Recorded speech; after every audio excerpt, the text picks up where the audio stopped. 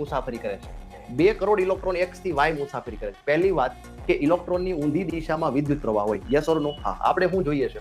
What we want, આપણે વીજ પ્રવાહ જોઈએ છે. ઓકે સર, તો એનો મતલબ વીજ પ્રવાહ ક્યાંથી ક્યાં છે સર? વીજ પ્રવાહ જે છે એ y થી x હોવો જોઈએ. યસ, તો જોવો જોઈએ y થી x આ નો જ આવે. હાલો, ઓહો સર, એલિમિનેશન મેથડ.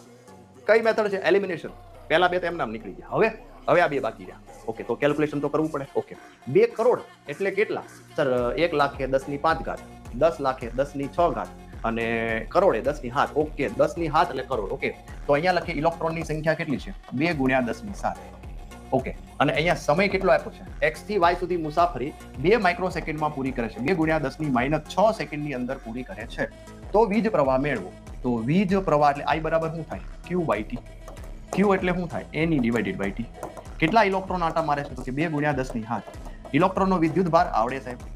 અને સમય તો કે માઇક્રોસેકન્ડ 2 × 10⁻6.